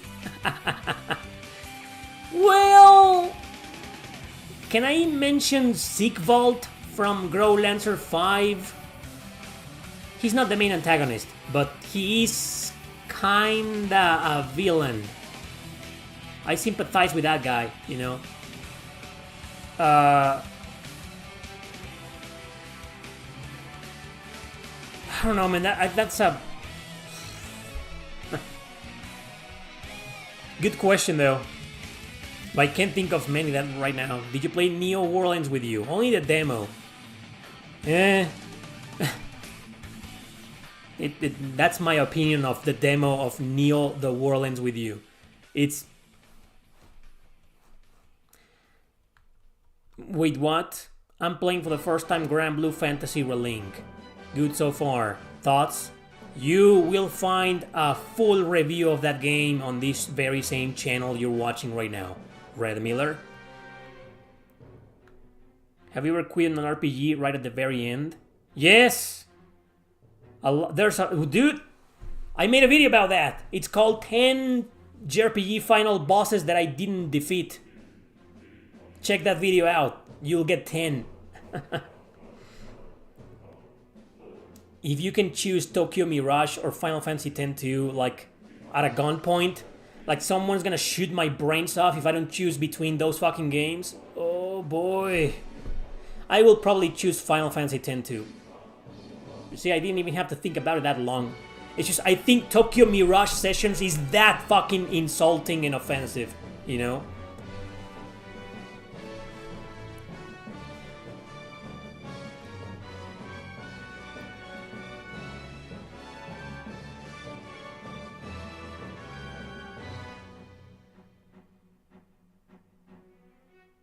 You see, Leonardo, for me, was like backwards. Like the first 10 hours or so of Dragon Quest VIII were great. I was having a blast. Maybe not 10 hours. Maybe let's just leave it at 5 or 6 hours, you know. And then it started getting kind of boring, and then it became a massive grind fest. But something kept pulling me back. That's a great game. I loved that fucking game. I don't love it as much as others though, but yeah.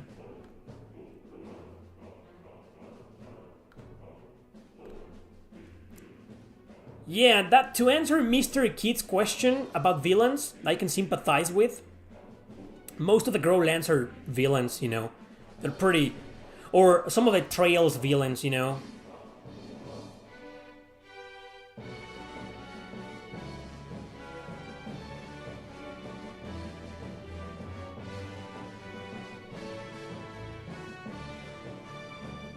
Well... I don't disagree with Lucifer from Shin Megami Tensei, you know. You're talking about Shin Megami Tensei 3, right? That's a really interesting antagonist. You're right about that.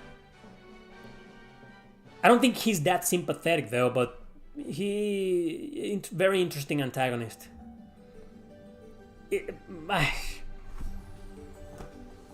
I mean, you guys can say whatever you want in the chat, but I'm not gonna say anything because explaining why I sympathize with some of these villains is like spoiler. So. Did you play Riviera the Promised Land? I did. I never finished that game. Put like several hours into it many years ago, the PSP version. I don't even remember why I quit. I think I got stuck in a boss fight. And I think I couldn't go back and grind or get better weapons. Because your actions rely a lot on your weapons and your items. That's an items game, you know. At the start of every battle in Riviera, the Promised Land, you select a few items that you can use in the battle. So you have a limited inventory. Something like that, I don't remember. So I fucked up. Riviera is another game like Geekdra Union by the same developer that it's just almost impossible to beat without a guide. Yeah, there was a remaster. Do you think the true ending in SMT3 is worth it? There's a true ending? I know SMT5 has a true ending, but I didn't know 3 has a true ending, you know? Or are you talking about the ending where you go... I'm not gonna spoil the ending because I haven't seen it, but... You go to the whatever labyrinth, what was the name of it? The Amala, the whatever labyrinth, you know? And then you gotta complete it? Is that the route that leads to the true ending you're talking about? Yes. Okay, so yeah.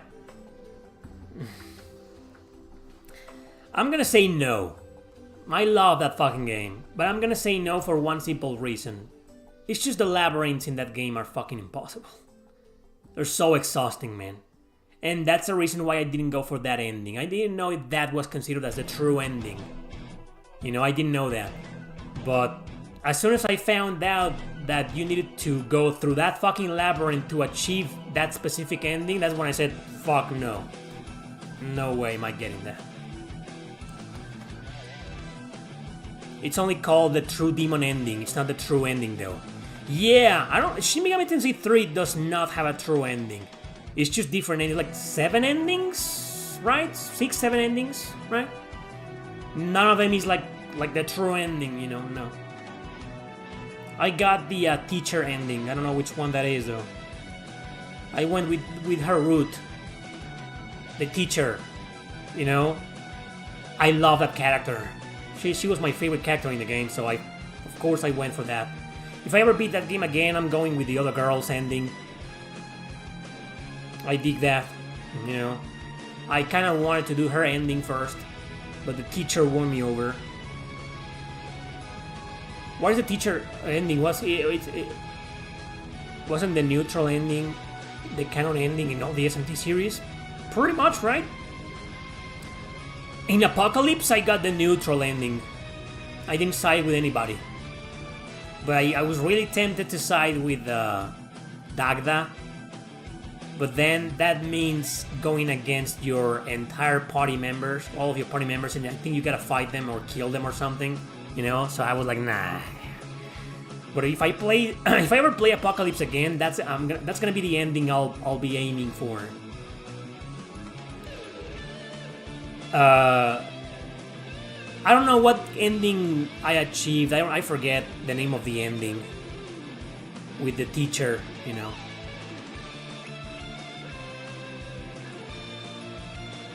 Do you like Record of Agares War games? Yes, I do. I'm not releasing to that, actually. I wouldn't say I'm a diehard, you know, I like the games. I like 2 of the games. 0 I didn't like. But Agares 1 and 2 are good games, I like them. Yeah, Agares music there, that's right. That's Idea Factory music for you. Compiled hard music. A RPG is a game where your playable characters have stats, a level, and a level up. Thank you for letting us know, Alastor. We didn't know that. Thank you for sharing that insight with all of us. Appreciate that.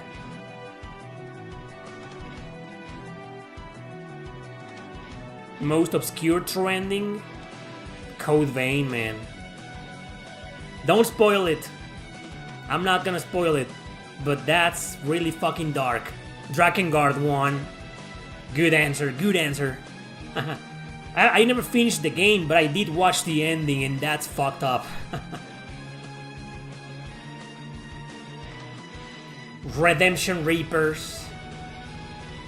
It's not that dark, but it's like, what? That's the end? Ah! Ah!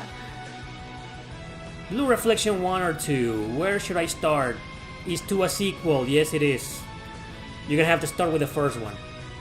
Because Blue Reflection 2 spoils a lot of things of the first one.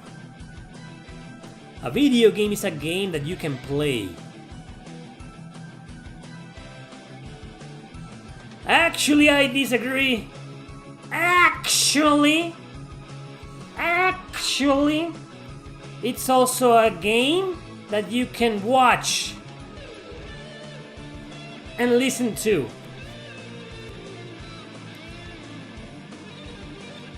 I don't know why Alistair said that, to be completely serious. Like, why? Were you guys arguing about what's an RPG and what's not?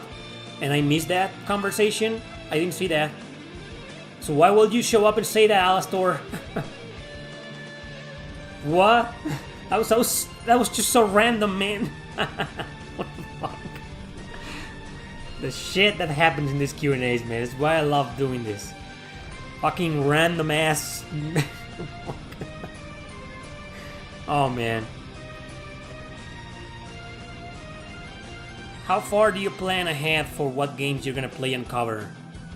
I don't plan it that much. I just wanna play whatever. The moment, I'm gonna tell you something, the moment you start planning what games to play and cover, that's the moment this starts feeling like a job. You know? Like actual work. Like a 9-to-5 job, you know? And I don't want that. So I am a random man. I'm like, this looks like something I want to play. I'm gonna play it. And if I enjoy it and I see the potential, then I cover it and review it, you know? That's me. That's how I work. How long did it take me to make good money on YouTube? Who is that question for? Are you asking that to someone else? Is a big YouTuber here in the chat? Because that question's not for me, man. I've never been able to make good money here on YouTube.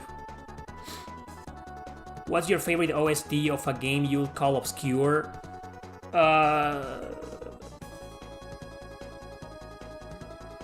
I'd say Heritage Grow Lancer 5. Yeah, it's still pretty damn obscure, despite me covering that game a million times.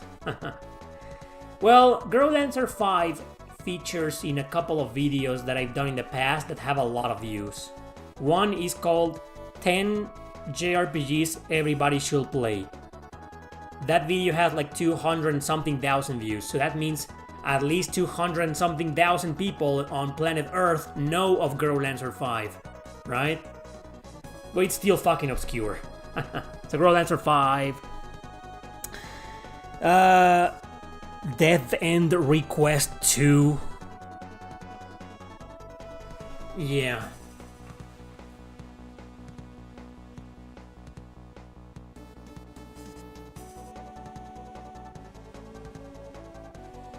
I don't have a day job. This is my job. I'm also an author and a streamer. And I need everything.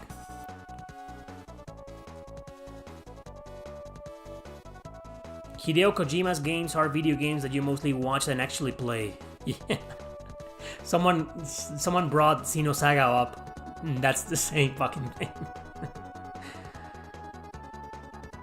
Oh well, I hope you enjoy Grow Lancer 5, Athis. I think it's a great fucking game.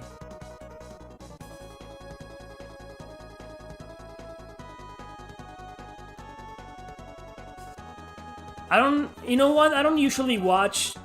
I have nothing against that either, like people watching the endings on YouTube. To each their own, you know. I don't criticize that even, you know. I don't think I watched that many though. I think I watched maybe 1 or 2 endings on YouTube of a JRPG. Like Drakengard, for example. But I'm usually the type of guy that if I don't finish a game, like It's stupid, but I feel like I don't have the right. Maybe I wouldn't put it that way. More like I don't feel comfortable watching the ending of a game that I didn't finish. You know, I've never seen the ending of Blue Dragon. I never finished that game. I've never seen the ending of what other Ark the Lat 4. The final boss wrecked me and I couldn't defeat it, you know. That's just me.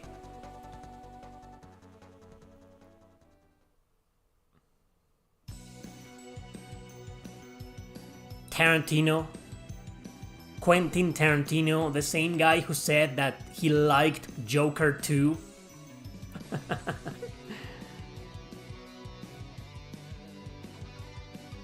Ah, that's great, man. Girl Lancer 5 is the best one.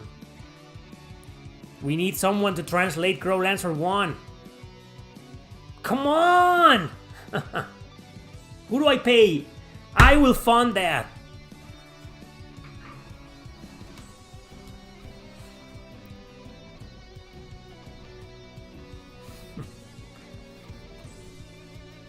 Kojima is like I don't have an opinion on Hideo Kojima because I just played Metal Gear Solid on the PS1 a long time ago. I didn't like it and I was like, nope, not for me.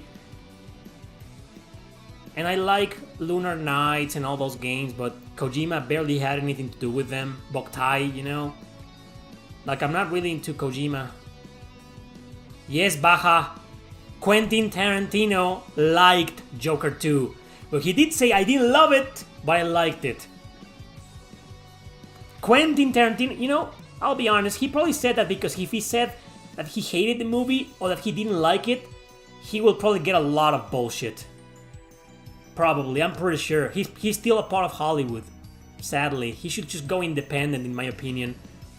And maybe that's the reason why he hasn't made a movie in years. Because he's just fucking Hollywood sucks and he knows that. But he's still a part of that. So if he goes out, if someone like Quentin Tarantino said in public that he disliked or hated Joker 2, he will get into a lot of fucking problems, you know, with those fucking bastards from Hollywood. So, PR answer, yeah, basically. But he got angry. He was just recently in the Joe Rogan podcast, you know, and I watched the whole thing. And he got angry, you know, defending the movie. But he was like, okay, dude. And Joe Rogan was like shitting on him. I don't know.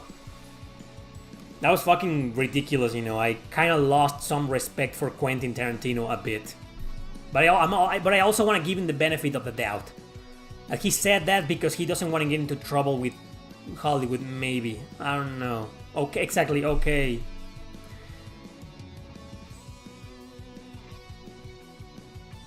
I don't think Tarantino has made a single bad movie.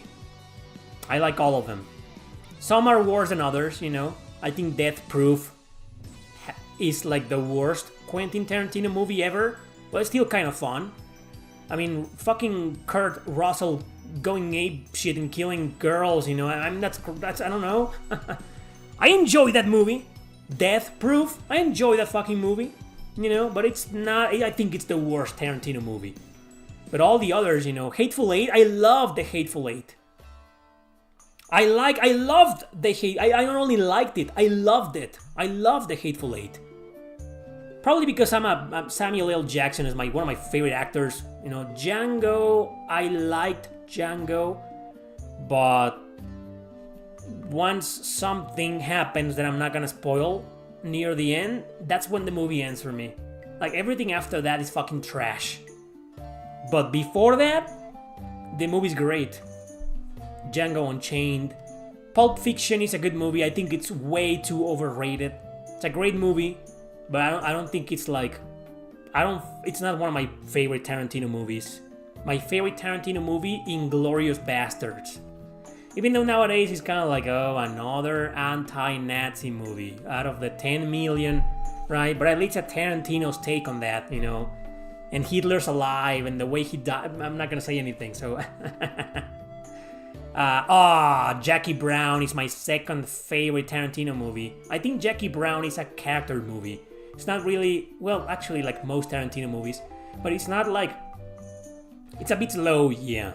Not a lot happens in Jackie Brown, but I love the performances and the dialogue of that movie. That's my second favorite Tarantino movie. Reservoir Dogs, great fucking movie, one of my favorites. Yeah, I love the... Jackie Brown's my second favorite Tarantino movie.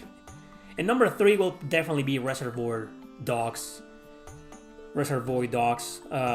What else? Kill Bill 1 and 2 are like okay. I always felt they should have been an anime. You know, because they feel like one. You know, Kill Bill 1 and 2, they feel more like an anime, like an edgy anime, like a seinen anime to me than movies. They're okay. They're not my favorites. Kill Bill 1 and 2 are like 2 of my least favorite Tarantino movies, but I like them. And then there's fucking... What else? I think we've covered them all. Oh, that Hollywood movie, like Once Upon a Time in Hollywood, the last one. You know what? I think that's the worst. I liked it, but I just didn't see the point of it. I was like, how is this? You watch that movie and you're like, how is this a Tarantino movie? Like, what? And then Brad Pitt won the Oscar for that? Great! Yeah, exactly. It's just an okay movie. I think it's the worst Tarantino movie. But it's still good. You know, it's still watchable. It's one of those movies you watch once and that's it. Or maybe I'll have to watch it again to really appreciate it. I don't know, man. I feel like it's just there to see the Leonardo DiCaprio performance, which steals the whole movie. But Brad Pitt, he won the Oscar for that. We all know they gave him the Oscar because of so many fucking great movies he did before. So many performances for which he never got nominated. Like Fight Club, fucking California. Those fucking movies, you know, Snatch. But like, here's your Oscar for Once Upon a Time in Hollywood, and Brad Pitt just plays Brad Pitt in that movie. DiCaprio is a great actor. Brad Pitt isn't. He plays himself in most movies, you know. He doesn't act, Brad Pitt. It's just a coincidence that he is in a lot of great fucking movies, you know, but Brad Pitt is just like, I don't think he's a good actor. Yeah, but Leo, great actor. Anyway, Brad Pitt is a fucking left-wing motherfucker, so fuck that guy. But anyway, so to conclude with Quentin Tarantino, I don't think he's ever made a bad movie, even the ones he didn't direct. Hell, even fucking From Dusk Till Dawn, he didn't direct it, but he wrote the script. The first half of the movie is great. The second half is kind of like... it's cringe. But that's Robert Rodriguez for you. But then, what was that Christian Slater movie? With Patricia Arquette. I have that fucking movie. True Romance. Great movie. Crazy ass movie. That's a great movie, you know. Yeah, I'm a big Tarantino fan. So it hurt a little bit to see him say that Joker 2 is a good movie. I don't even need to watch it to know it's garbage. That's it for today, guys. This was the last damn Q&A of 2024. I hope you enjoyed it. I hope you enjoyed a great year of goddamn questions and goddamn rants and reactions.